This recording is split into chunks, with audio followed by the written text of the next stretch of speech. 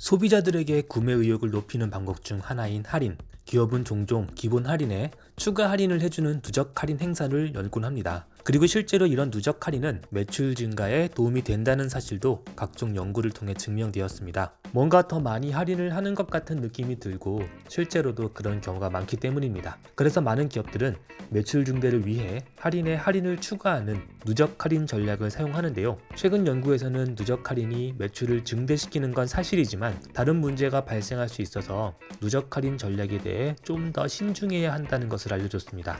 한 실험에서는 사람들에게 100만원짜리 목걸이를 구매하는 상상을 하라고 했습니다. 그리고 일부에게는 누적 할인을 제공했고 나머지에게는 단일 할인을 제공했습니다. 그런 다음 사람들에게 제공받은 할인을 적용할 경우 구매 금액이 얼마가 될 것 같은지 추정해 보라고 했습니다. 마지막으로 사람들에게 본인들이 추정한 금액으로 그 목걸이를 샀다고 상상하라고 했습니다. 이제 연구진은 실제로 각각 누적 할인, 단일 할인이 적용된 금액이 명시된 영수증을 사람들에게 보여줍니다. 그러면서 반품을 해야겠다고 생각하는 사람이 있느냐고 물었습니다. 이 연구에서 애초에 목걸이를 사겠다고 생각한 사람들의 수는 누적 할인을 제공받은 사람들이 단일 할인을 제공받은 사람들보다 많았습니다. 실제로 매출이 증가한다는 것을 또 한 번 입증한 셈이죠.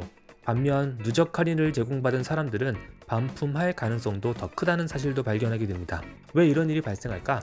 연구진은 이렇게 결론을 내립니다. 사람들이 자신이 계산한 할인 금액이 실제 할인 금액보다 컸기 때문입니다. 다시 말해 할인된 가격을 잘못 계산했던 것이죠. 자, 여러분은 이런 할인을 적용받으면 얼마라고 생각하시나요? 20% 할인에 25% 추가 할인. 사람마다 이 계산법이 달라질 수 있습니다. 누군가는 20 플러스 25, 45% 할인으로 생각할 수 있고 또 누군가는 20%가 이미 적용된 상태인 80%의 가격에서 또 25%가 할인되는 방식으로 계산할 수 있습니다. 이 경우 첫 번째 방식으로 계산한 사람은 자신이 생각한 금액보다 실제 할인이 적다는 것을 뒤늦게 알게 되죠. 실제로 누적 할인 행사 매출은 단일 할인 매출보다 약 4.9%가 높지만 반품 가능성도 5% 더 높은 것으로 나타났습니다. 반면 온라인 쇼핑몰에서는 이런 현상을 발견할 수 없었습니다. 왜일까요?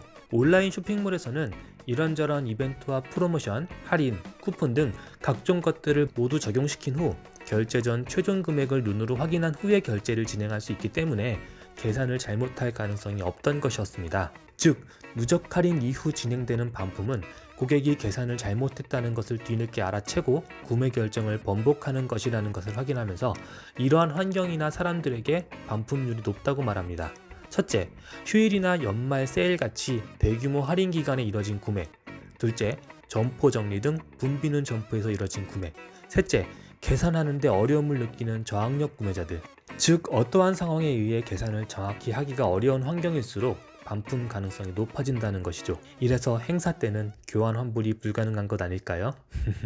오늘은 여기까지. 감사합니다.